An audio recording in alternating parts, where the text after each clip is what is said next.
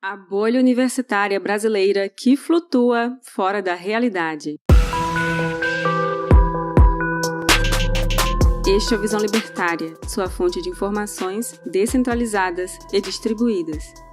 Infelizmente, as universidades brasileiras estão muito longe de serem referências no mundo. Vale ressaltar que não apenas as universidades públicas possuem um péssimo ensino aqui, mas também as instituições privadas. Para a surpresa dos socialistas, esta decadência educacional no Brasil não tem como causa a falta de verba. Muito pelo contrário, são despejados bilhões de reais anualmente apenas para as universidades públicas de todo o país. Somando os orçamentos dos 2 últimos anos, a verba destinada a essas instituições gira em torno de 10 bilhões de reais. Com esse orçamento robusto, espera-se minimamente que dentro do currículo estudantil estejam conteúdos relevantes e que os temas das pesquisas tenham alguma utilidade dentro da sociedade. Entretanto, a realidade é bem diferente disso. A grade de matérias está recheada de marxismo e os temas das pesquisas também não agradam muito. Eles vão desde astrologia até políticas públicas de gênero. Tem de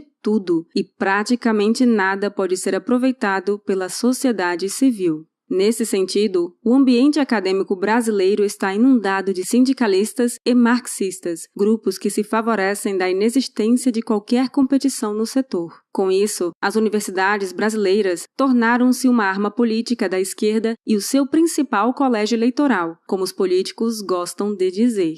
No entanto, não foi da noite para o dia que esse cenário se desenvolveu. Ele é resultado de um século de revolução cultural que ocorreu no Ocidente e mais intensamente no Brasil a partir da década de 1960. Para entender melhor como foi possível que tal fenômeno acontecesse, devemos voltar à Mãe Rússia. O termo inteligência surgiu na Rússia czarista em meados do século XIX, fazendo referência aos cidadãos mais letrados de origem ocidental. Por mais que já fosse bastante utilizado em debates públicos no país, foi no século seguinte que o termo ganhou fama. Os revolucionários russos utilizavam essa palavra para se referir àquelas pessoas que faziam parte de uma elite de formação e cultura. Ao contrário do que se pensa, os líderes bolcheviques não tinham tanto apreço pela inteligência. Para Vladimir Lenin e Leon Trotsky, eles eram uma fragmentação da burguesia que se tornou revolucionária por conta dos conflitos de interesses entre as pessoas da própria burguesia. Vale ressaltar que não era difícil ver casos de violência e terrorismo protagonizados por esses intelectuais.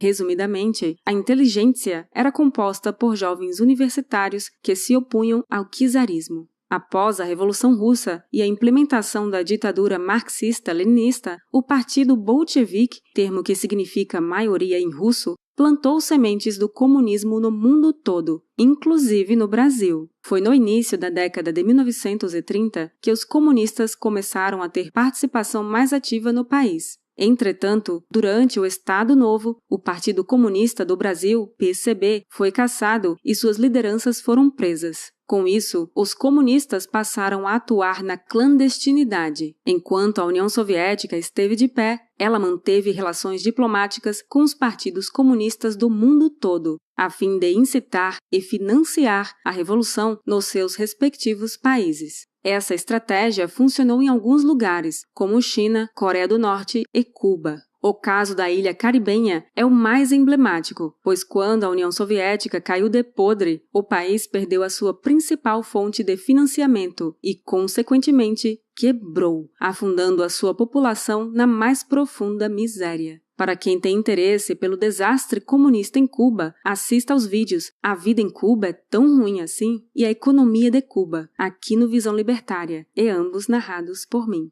Recomendamos também um documentário lançado em 2017 chamado Cuba e o Cameraman, no qual um jornalista americano viaja a Cuba em diferentes décadas e pode ver de perto a falência do regime comunista e a miséria que foi imposta pela ditadura à população. Mesmo com os conflitos da Era Vargas, ela não foi nem de longe o período mais quente que os revolucionários comunistas protagonizaram no país. Em 1964, o então presidente da República, João Goulart, prometeu realizar o seu programa comunista, As Reformas de Base. Nesse programa estavam inclusas a reforma agrária, a universitária, a bancária, a eleitoral, a tributária e a constitucional. Era basicamente um plano de transição para um regime similar ao soviético. Naquela ocasião, foi necessário que os militares interviessem e tomassem o poder. A partir daí, os comunistas iniciaram a sua fase mais sanguinária e violenta no Brasil.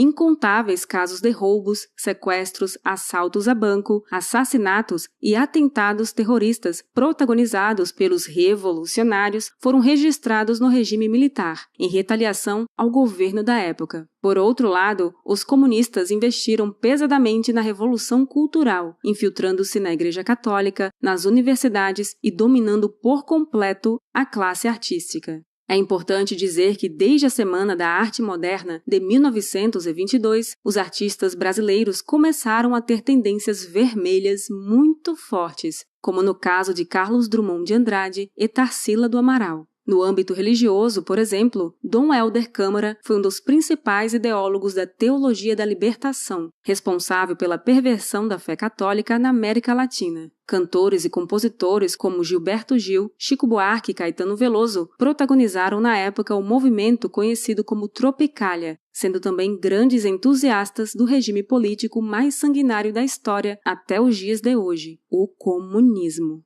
Enquanto os militares se preocupavam em caçar guerrilheiros no norte do país, as sementes do comunismo foram plantadas nas cabeças de milhões de jovens por décadas nas universidades brasileiras. Hoje em dia, os professores universitários são aqueles alunos que foram doutrinados pela ideologia mais sanguinária da história há décadas atrás. Os poucos alunos que tentam reagir a esse establishment são sumariamente boicotados pela instituição e pelos próprios professores, que incentivam a hostilidade dos colegas contra os seus semelhantes. Caso tenha curiosidade, não é muito difícil encontrar relatos e vídeos de militância agressiva aqui na internet. O resultado de tudo isso é o desempenho patético das universidades brasileiras em relação ao resto do mundo. Entre as 100 melhores instituições universitárias do planeta, segundo o Shanghai Jiaotong University Institute of Higher Education, o Brasil não chega nem perto de entrar no ranking, o que é uma verdadeira vergonha para a 12ª maior economia do mundo. Com o fortalecimento das fontes alternativas de informação, o que era veiculado dentro das universidades brasileiras foi perdendo cada vez mais relevância. Assim como a mídia tradicional, essas instituições compartilharam uma série de informações falsas, usando de uma suposta autoridade para dar ar de confirmação. Recentemente, o próprio Instituto Butantan, adjacente ao campus da USP, afirmou o seguinte pelo Twitter, com algumas modificações, porque vocês sabem como é o YouTube. O Butantan esclarece que não será necessária uma terceira dose da picadinha contra o flango-flito. Afirmar isso é disseminar fake news. A picadinha chinesa é segura e eficaz após o ciclo de 2 doses e mais 15 dias, conforme apontam vários estudos. É muita ciência.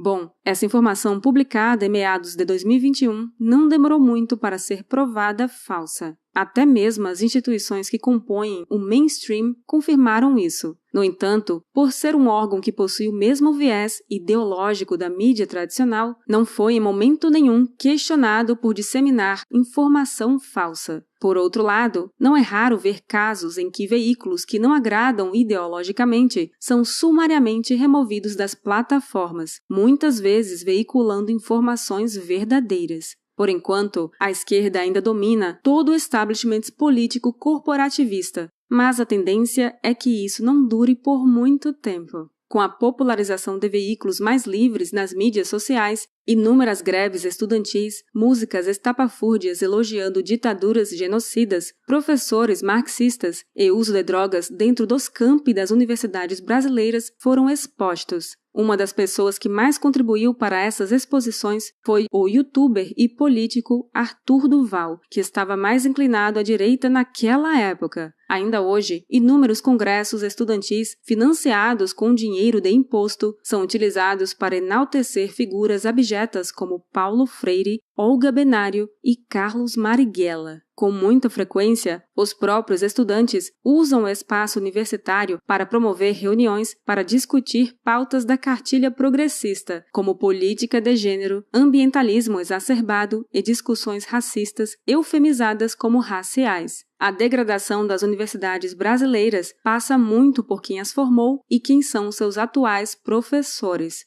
Muitos deles eram participantes ativos da luta armada, eufemismo para terrorismo indiscriminado e revolucionário. Infelizmente, décadas depois, essas pessoas ficaram conhecidas por lutarem pela democracia, e muitos se gabam desse título até hoje. Por exemplo, há 3 autores brasileiros que são muito estudados dentro das universidades do Brasil, que você provavelmente nunca ouviu falar. São eles Emília Viotti da Costa, Vladimir Safatli e Leonardo Avritzer. Todos são marxistas, principalmente os 2 últimos, sendo que Vladimir já até concorreu a cargo público pelo PSOL. A verdade é que o padrão dos professores é exatamente esse, mas isso não é necessariamente um problema tão grande, uma vez que eles não têm tanta relevância individualmente. É possível que essa seja a causa do ódio mortal que eles sentiam do falecido Olavo de Carvalho. Você provavelmente não sabe, mas esses intelectuais da esquerda possuem inúmeros livros publicados e, previsivelmente, números de venda patéticos.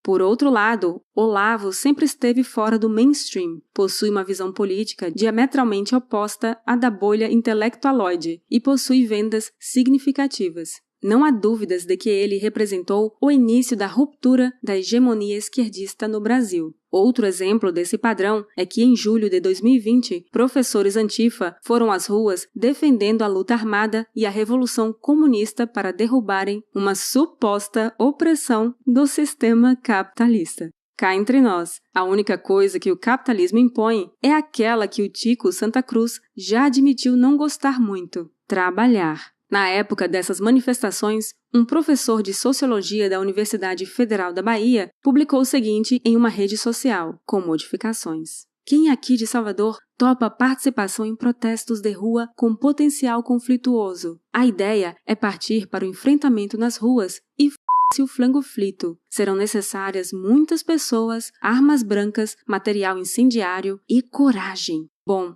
não é necessário explicar muito mais sobre a decadência das instituições universitárias depois disso. O cenário atual é o seguinte: professores universitários incentivam que seus alunos propaguem a ideia de uma suposta primavera neofascista e que isso está levando ao declínio da relevância das universidades. Eles mesmos tentam vestir a carapuça de que estão lutando pela democracia, sendo que eles estão apenas se afundando no mais vexatório dos ostracismos. A verdade é que o establishment não consegue compreender a era da informação descentralizada e, por isso, vive tentando limitar o fluxo de informações. Eles enxergam canais como o Telegram e o WhatsApp como ameaças. E são mesmo, porque são meios perfeitamente eficientes de se chegar à verdade. O establishment perdeu o monopólio da informação e das narrativas, e seus intelectuais se distanciaram tanto da realidade ao ponto de cavarem a própria cova. Parafraseando um texto de 2015 de Vladimir Safatli, professor marxista da USP, é melhor nós deixarmos os mortos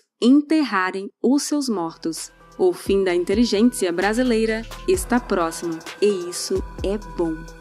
Obrigada por sua audiência! Este artigo foi sugerido e escrito por Pepe D'Ambrosio, revisado por Paulo Almeida e narrado por Baby Yoda. Se você gosta do nosso conteúdo, inscreva-se no canal e clique no ícone de campainha para não perder os próximos vídeos. Se você quiser contribuir com o canal e sugerir uma pauta, vá ao nosso site visãolibertaria.com. Até a próxima!